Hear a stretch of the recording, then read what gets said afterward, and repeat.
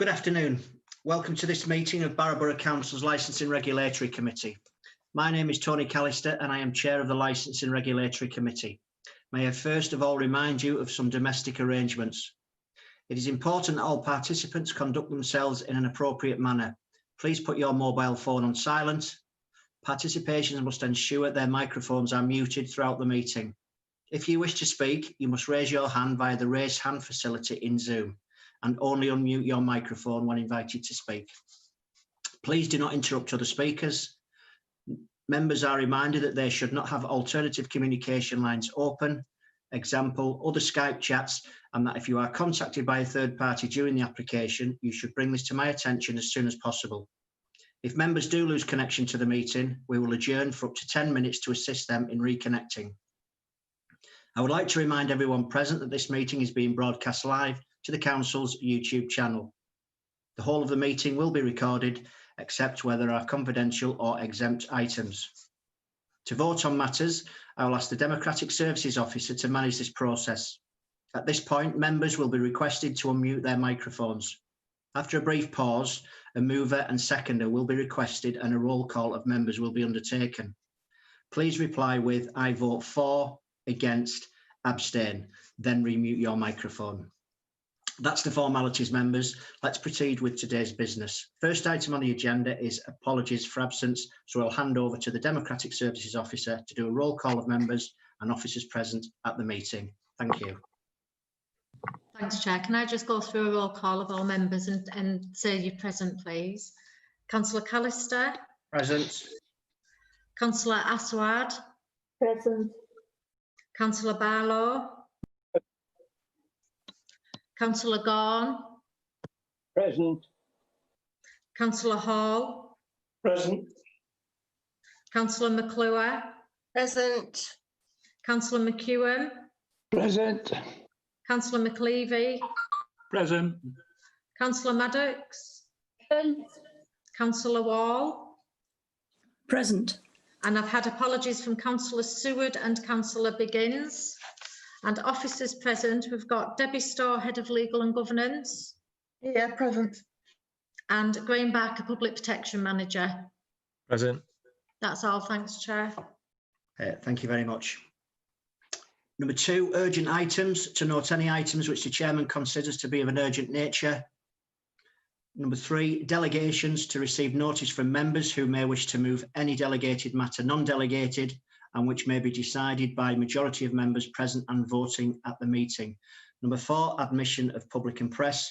I will remind everybody we are live on the YouTube channel. Number 5, declarations of interest. Confirmation of minutes. To confirm Sorry, the Chair, minutes. Councillor Gaughan's got his hand up for interest, I think. Sorry, sir. Councillor Gaughan. Any matters related to county council, as I'm a member of that. Thank you very much, Councillor. Excuse me, I'll have to do the same then. I never thought if there was any county council matters, but I'll declare an interest if it comes up. Thank you. Thanks, gentlemen. Number 6, confirmation of minutes. To confirm the minutes of the meeting held on the 23rd of July 2020. Have a mover and a seconder, please. I'll move them, Tony. Seconded. Thank you very much. Thank you. Councillor Wall's got a hand up, Chair. Thank you. Councillor Wall. Sorry, I'm a county councillor as well. No worries, Helen. Thank you. Number 7, public participation. It's 0 today. There's nobody wishing to speak at the meeting. So we'll move into agenda item 8 for decision. Delegated decisions, July to November 2020. Call on Mr. Barker. Thank you, Chair. This report's just for noting, Chair. The report summarises the decisions made under Part 2.3, Section I of the Constitution Scheme of Delegations of Officers with regard to the Council's licensing functions, and the recommendation that members consider the summary of decisions going forward. Chair, do I need to read through the table, but the requirement to produce this has come from a meeting last September, on the 5th of September in 2019, where members requested a monthly report of my delegated decisions. This year, due to the current coronavirus pandemic, it's not been possible to report these decisions on a monthly basis as we would normally. And so the decisions below are from the 1st of July to the 27th of November and include those already reviewed by the Director of People and Place, the Head of Legal and Governance, and the Chair of the Licensing Regulatory Committee. The monthly report is much appreciated, Mr. Barker, and that's fine by me. Councillor Barlow. Yes, Graham, I'm just looking down at different items. An animal welfare, home boarding and providing care for dogs, one each at the end. But all the others in that paragraph have got granted, renewed, suspended or whatever, but there's nothing behind them. Yeah, Councillor Barlow, both of those are granted. Thank you. Any further questions from members? Councillor Hall, Chair. Councillor Hall. Yeah, Chair. It's just around the number of suspended licences for the taxi and private hire, Hackneys, etc. Obviously, there's a lot of suspended missing vehicle tests, licences expired. I take it this is guys who've stopped taxiing because of the COVID issues. Is that are these generally temporary halts? Or Very, very temporary halts, often just a matter of days between tests, test results coming in to us, and so the vehicle license owners may be suspended on a Wednesday, let's say, when their license expires, but they have waited and they managed to get their vehicles tested just a few days afterwards. Unfortunately, we can't ring around everybody like we used to do, but we do try and remind, and we do remind license holders that their tests are due about a month in advance. But I think the general feeling, although there are suspensions due to expired licenses, particularly to do with vehicles, the very fact that we don't have a cap on the number of vehicles, operators and vehicle owners are letting their licenses expire and then they're just renewing it the next day with a new license. The requirements are very simple for vehicle licensing, so they might be one day without, maybe they're changing a car at the same time. So that's where it's sort of reflected in there. right, so it's not a big drop in licence holders who've just stopped taxiing because it's not worthwhile at the moment. I don't think so, and there have been during the lockdown, and that's both the lockdown periods and through the summer. There have been 3 new taxi firms set up in the town, so there's definitely an appetite to be working in the taxi trade. Right, thanks, Graham. Thank you, Councillor Hall. Thank you very much. And any further questions? Okay, just before we close that item and close the meetings, can I just compliment, through yourself, Graham, compliment the Public Protection Department, what has been and what still is a very, very challenging period with the work that you continue to do. So thank you very much for that. Can you pass that on to the Chair? I will pass that on. Thank you. Okay, I'd like to close this meeting now of the Regulatory Committee meeting. Can we now open up the Licensing Committee meeting, and we'd take a roll call again. Sharon, is that correct? Yes, please, Chair. Just make sure nobody's dropped out, that's all. Councillor Callister. Present. Councillor Seward. Present.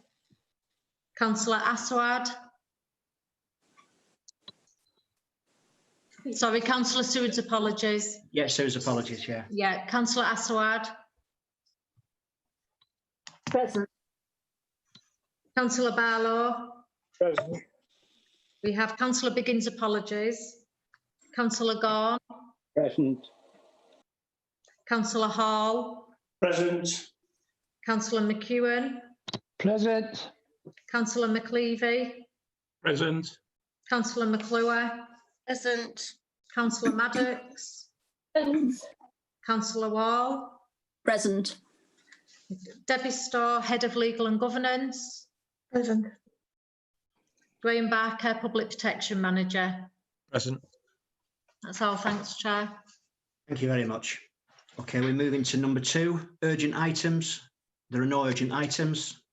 Number 3, delegations to receive notice from members who may wish to move any delegated matter non-delegated and which will be decided by a majority of members present and voting at the meeting.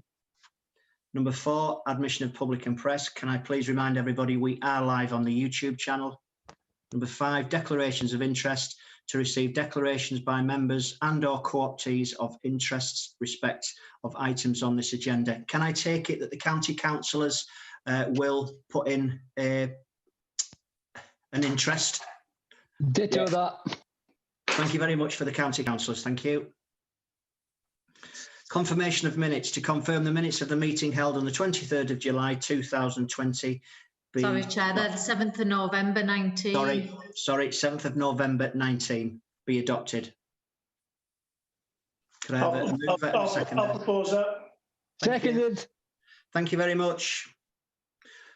Public participation. There is nobody from the public that wishes to participate in the meeting. We move into terms of reference. Agenda item 8, Public Protection Manager. This has come from Democratic Services, Chair. If I may, Chair. Certainly, yeah. Yeah, it's just because this has been the first committee since the new municipal year, it's just as a matter of course for the committee to note the terms of reference. Okay, thank you very much. So we're moving to agenda item 9. It's the Statement of Licensing Policy 2021 to 2026. Mr. Barker, Public Protection Manager. Thank you, Chair.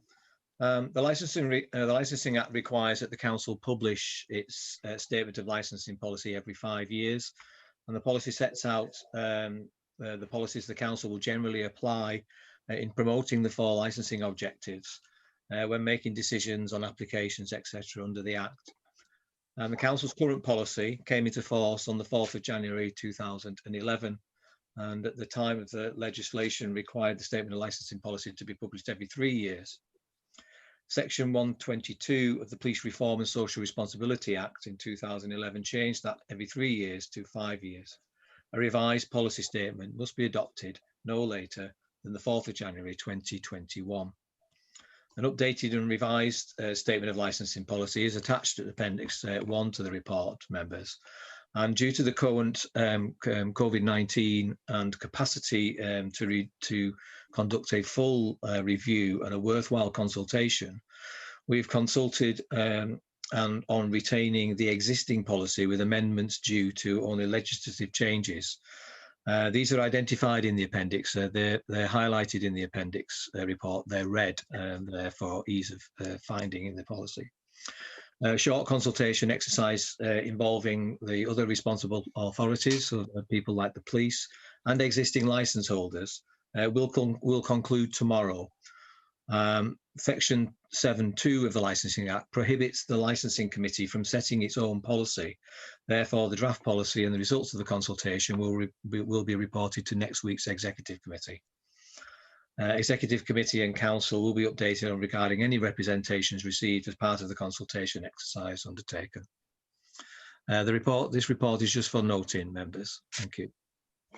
Thank you very much, Mr. Barker. Is any questions from any of the members?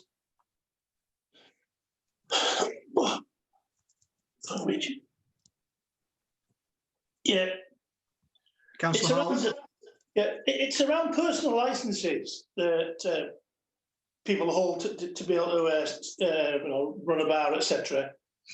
Is it the council policy appears to be not to renew those, that they just go on forever?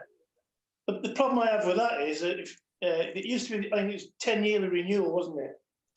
And we don't do that anymore. So somebody, in theory, could go on 15, 20 years without a DBS check at all. And that doesn't seem right to me. Is that a national thing, or is it? Yeah, Councillor Hall. Yeah, just to clarify that you are right. They used to have an expiry of 10 years. Legislative changes made they changed the Act, the Licensing Act, so that personal licence holders do not need to renew. So that licence is indefinite, and how we are assured that license holders are still fit and proper people are through links with the police and the courts. So should people be taken through the courts system and be found guilty of offences, and they're what we're called relevant offences, then those matters are taken into consideration at that point. And relevant offences are considered by the magistrates' courts, especially with regard to personal licence holders and their responsibility around serving alcohol. I was actually thinking about the protection of the public side of it more. That somebody could go to court, be found guilty of something that isn't. They don't report all crime back to the council, and if they didn't know they were a personal licence holder, how would that get picked up? That's the issue I've got. I think within our own policy, we can't go above what the law allows, Councillor Hall. So that's an unfortunate consequence that Right. you know, that could go on. I don't think it goes on undetected because personal licence holders tend to be closely linked to licensed premises, whether as a designated premises supervisor or a premise licence holder themselves. And we have got good links within the licensing trade to and with all licence holders. So the more responsible premise licence holders and the big breweries that also have records of who their DPSs are and their personal licence holders are, work quite closely with the breweries and I say licence holders. Premise licence holders are quite often different to personal licence holders. Yeah. And with a good working relationship with both the licensing trade and the other responsible authorities, tracking down those individuals should we need to it isn't a particularly difficult operation. We live in a small borough, and often we'll find out before the local press. So Yeah, I was just thinking if somebody, you know, has got a personal license, hasn't used it for 10 years, decides then to get involved in drink, we're not going to pick that up. That was the issue I thought of. But yeah, I take on board it's a national scheme. yes, that's it. Thank you, Councillor Hall. Just come in myself there, please, Graham. Probably just for clarification, I think, for the rest of the committee, whose responsibility or who actually will have the database for each licence holder? And in relation to the DBS, if I can liken it to maybe somebody working within the FA, they would get a 3-month warning that their DBS is due to expire. Is there a warning for these licensees? Is there a trigger point for their employer, or is there a trigger point from us just to remind them that in 3 months' time they do need to refresh their DBS and produce that number? Is there a portal that you can actually access to see? Yeah, so Chair, the issue of and that's only in relation to personal licence holders. So the issue and grant of a personal licence holder, the decision is made on a DBS at that point. There's no requirement for renewal, no requirement for an annual check, so there's no